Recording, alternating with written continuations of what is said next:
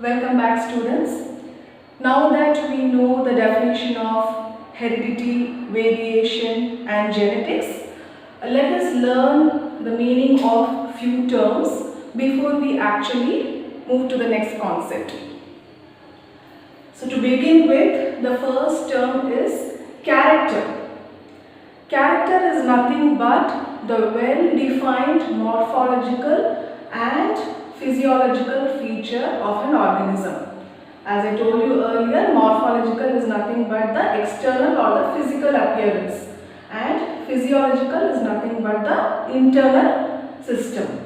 So, any well-defined morphological or physiological feature of an organism is defined as character. An example, height of an organism, color of an organism.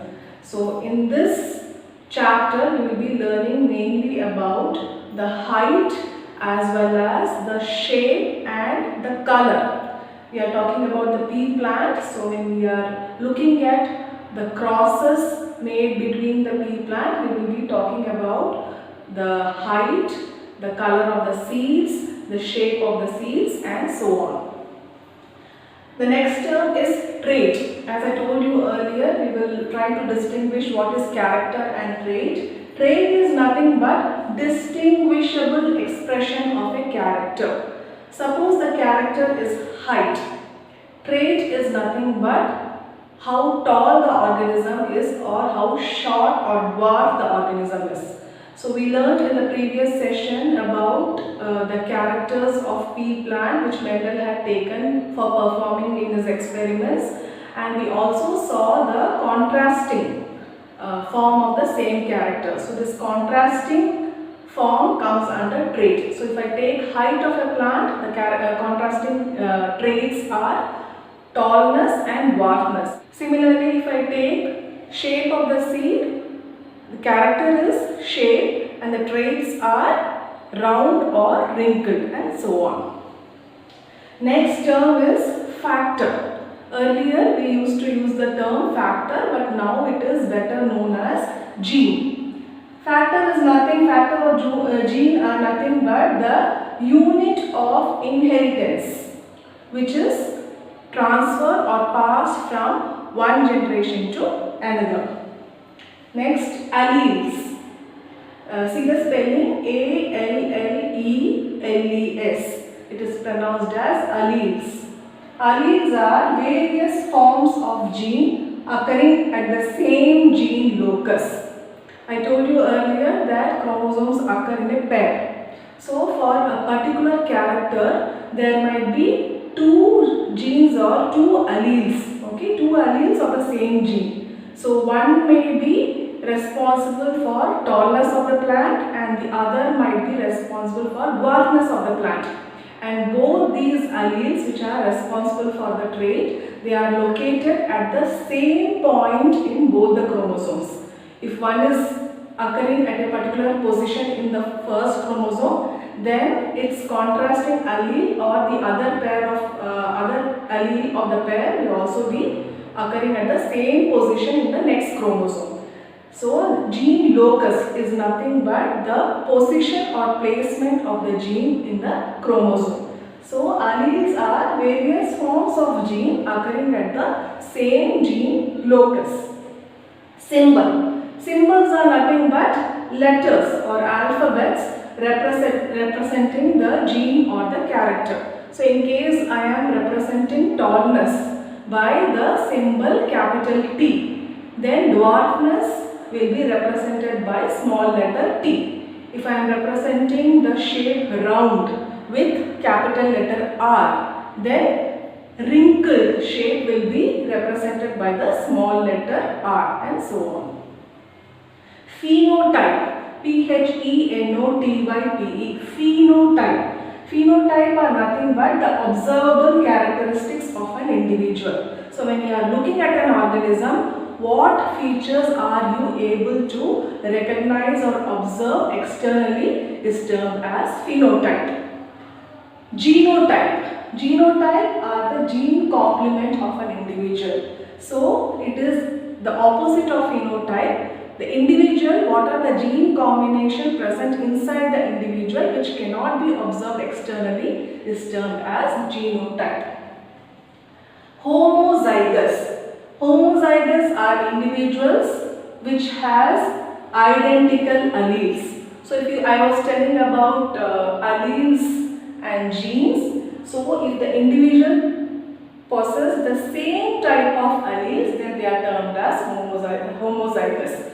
So if they have, these are the alleles present in both the chromosomes. If they have capital T and capital T or small t and small t, then they are homozygous individuals.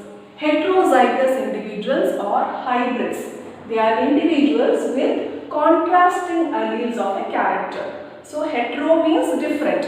So they are just opposite to homozygous. So they will have contrasting alleles of a character. Example, an organism which has capital T and small t. Dominant factor. Dominant factor is a factor which can express both in homozygous as well as heterozygous individual. So when we are representing this capital T and small t, if the individual has capital T or capital T small t, in both the cases the individual will be able to express that character tallness.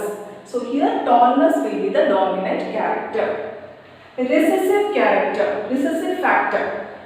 These factors are unable to express in the presence of a dominant factor. So if an individual has the gene combination capital T small t, here small t is the recessive factor and the dwarfness of the organism is not expressed because of the presence of another factor capital T, which is the dominant factor. Okay. So when we learn more about these crosses between the individuals, monohybrids and dihybrids crosses, you will get a clear picture of these terms. F1 generation, or it is also termed as first filial generation, F-I-L-I-A-L. F1 generation or first filial generation. These are individuals or hybrids which are produced from a cross of genetically different individuals. Okay, so the offsprings or progeny which are produced from the cross of genetically different individuals are termed as F1 generation or first filial generation organisms. F2 generation or second filial generation. These are individuals, they are produced by interbreeding of the F1 generation. So after this cross, you will get this F1 generation. So when a cross is made between the F1 generation individuals, they are self-bred. The offsprings produced from those crosses, they are termed as second filial generation or F2 generation. Monohybrid ratio.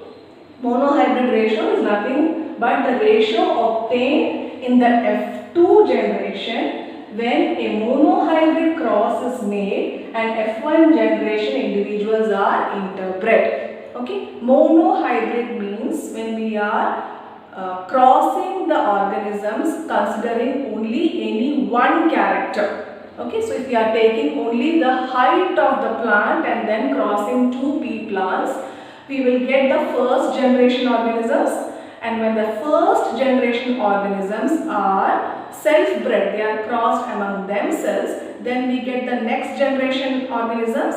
So the ratio which we obtain in the second generation organisms of a monohybrid cross is termed as monohybrid ratio. Dihybrid ratio. Now here, instead of taking one character, we will be considering two characters while crossing. We can take the height of the plant and we can also take the shape of the seed. So when we are taking two characters and then crossing the plants, we are getting the first generation individuals. Now when these first generation individuals are crossed among each other, we obtain the second generation individuals. And when we take the ratio of the number of the second generation individuals in such a cross, it is termed as dihybrid ratio. I hope these terms are clear to you. Don't worry, we will keep using it in the next few sessions while we learn more about Mendel's laws and his crosses and experiments with the pea plant. So keep watching the video, get familiar with the terms and also go through the book, and I will meet you in the next session. Take care and goodbye.